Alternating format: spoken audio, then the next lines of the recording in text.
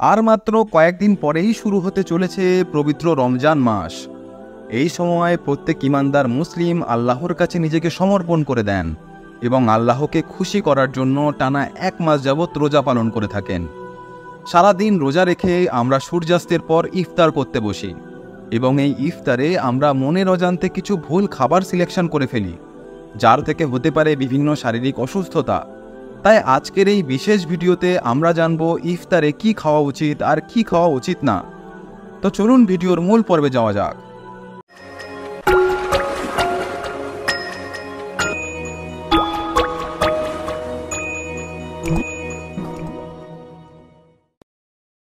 অনেকে ইফতারি শুরু করেন খেজুর দিয়ে, যা খুবই ভালো চয়েস, কারণ খেজুরে আছে প্রাকৃতিক মিষ্টি যা সারাদিনের ধকল কাটিয়ে তুলতে সাহায্য করে।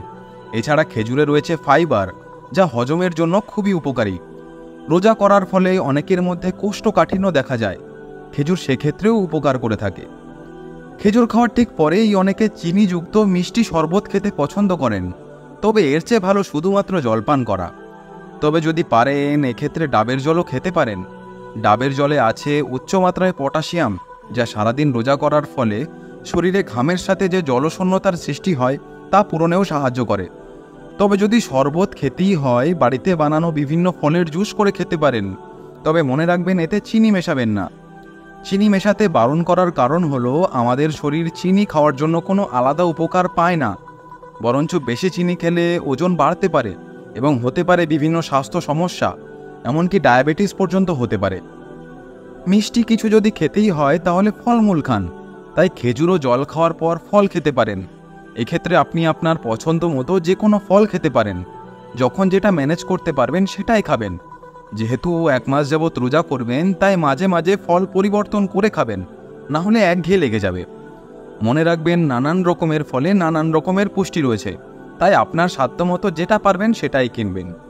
বেশিরভাগ মানুষ ইফতারিতে চপ, পেঁয়াজি, বেগুনি ইত্যাদি খেতে ভালোবাসেন, যা স্বাস্থ্যের জন্য খুবই ক্ষতিকর, কারণ এইগুলো অস্বাস্থ্যকর ডুবো তেলে ভাজা হয়।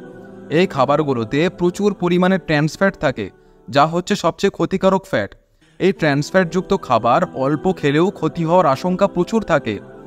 গবেষণায় জানা গেছে আপনি সারাদিনে যত ক্যালোরি খাবার খান, তার মধ্যে মাত্র 2% যদি ট্রান্স ফ্যাট থেকে আসে, তাহলে হার্টের রোগের ঝুঁকি বহু গুণ বেড়ে যায়।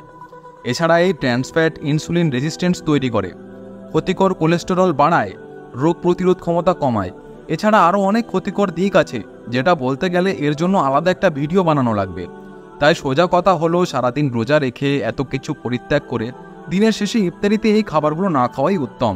তাই চেষ্টা করবেন এই তেলযুক্ত ভাজাভুজি খাবার ইফতারিতে না রাখতে। তো খেজুর, জল, ফলমূল খাওয়ার পর আর কি খাবেন? তো বলবো এই মুহূর্তে কিছু না খেয়ে একটু বিরতি দিলেই ভালো হয়। অনেকে এই সময় নামাজ পড়েন বা একটু হাঁটাহাঁটি করেন, তো এই বিরতিটি খুবই ভালো এবং স্বাস্থ্যকর, কারণ সারাদিন রোজা রাখার পর পেটে এই যে খাবারগুলো গেল, এটা ব্রেনের বুঝতে কিছুটা সময় লাগে। বিরতি নেওয়ার ফলে ওভার ইটিং কিংবা বেশি খাওয়ার প্রবণতা কমে যায়। রোজার সময় বেশি খাওয়া একটা বড় সমস্যা, যার জন্যে অনেকের গ্যাস্ট্রিকের সমস্যা দেখা যায়, আবার ওজনও বেড়ে যায়। রোজার মাসে যারা চান ওজন কিছুটা কমাতে, তাদের জন্য এই বিরতি বিশেষ কার্যকর ও উপকারী। তাহলে ইফতারি করার পর নামাজ পড়লেন, তারপর একটু বিরতি নিলেন, এবার রাতে কি খাবেন? রাতে অবশ্যই একটু প্রোটিনযুক্ত খাবার খাবেন, যেমন মাছ, মাংস কিংবা ভেজ ডাল, সাথে ব্রাউন রাইস বা বাদামি চালের ভাত কিংবা রুটি খেতে পারেন। বাদামি চালের ভাত এ কারণেই খেতে বললাম, কারণ সাদা চালের ভাতের তুলনায় বাদামি চালে উপকার বেশি। মনে রাখবেন শুধু ভাত খেয়ে পেট ভরাবেন না, সাথে ফল ও সবজিও খাবেন, মানে অর্ধেক পেট ভাত, মাছ, মাংস আর অর্ধেক পেট সবজি ও ফল খেয়ে ভরাবেন। রাতের রান্নায় চেষ্টা করবেন কম তেল ব্যবহার করতে, কিংবা যদি পারেন অলিভ অয়েল ব্যবহার করবেন। তবে এই তেলের দাম যদিও বা একটু বেশি, তবে যদি পারেন কিনবেন, না হলে অন্য যে কোনো তেল কেনার আগে প্যাকেটে বা বোতলের গায়ে দেখে নেবেন তাতে ট্রান্স ফ্যাট আছে কিনা। ট্রান্স ফ্যাট কতটা বিপজ্জনক তা একটু আগেই ব্যাখ্যা করেছি। ইফতারের খাবারের দুটো জিনিস আলোচনা করেছিলাম, এক হচ্ছে তেল, যা নিয়ে এখনও বললাম, এবং আরেকটি হলো ওভার ইটিং বা বেশি খাওয়া। আমরা তখন বিরতি নিয়েছিলাম অতিরিক্ত বা বেশি খাওয়া কমাতে, তবে খেয়াল না রাখলে অতিরিক্ত খাবার খাওয়া হয়ে যেতে পারে। অনেকে ভেবে থাকেন সারাদিন রোজা রেখে ইফতারে অনেক খাবার খেতে হবে, কিন্তু মনে রাখবেন আমাদের শরীরের অতিরিক্ত খাবারের কোনো প্রয়োজন নেই। অতিরিক্ত খাওয়া দাওয়া বরঞ্চ অস্বস্তি ও বিভিন্ন ক্ষতির কারণ হতে পারে। রাতের খাবার যেভাবে খাওয়ার জন্য আলোচনা করা হয়েছে, মানে ভাত, ডাল, মাছ, মাংস, সবজি, তাতেই আপনারা প্রয়োজনীয় পুষ্টি ও শক্তি পেয়ে যাবেন। তবে এর মধ্যে আরেকটি গুরুত্বপূর্ণ জিনিস মেনে চলা খুবই দরকার, সেটা হলো সারাদিন রোজা করার জন্য শরীরে যে জলশূন্যতার সৃষ্টি হয়, তার জন্য ইফতারের পর থেকে সেহেরি পর্যন্ত কমপক্ষে 2.5 থেকে 3 লিটার জল পান করার চেষ্টা করবেন।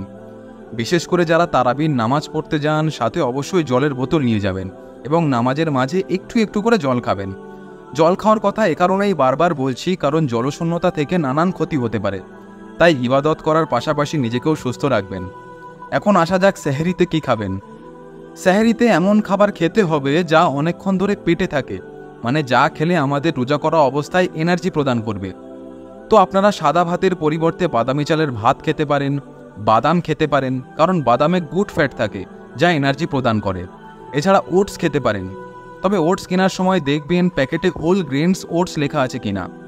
এছাড়া চিয়া সিডের শরবত খেতে পারেন, কলা, আপেল, কমলা খেতে পারেন, ডাল ভাত খেতে পারেন, সিদ্ধ ডিম খেতে পারেন। এই খাবারগুলো হজম হতে সময় নেয় এবং আপনাকে দীর্ঘক্ষণ ধরে ক্ষুধার্ত হতে দেবে না।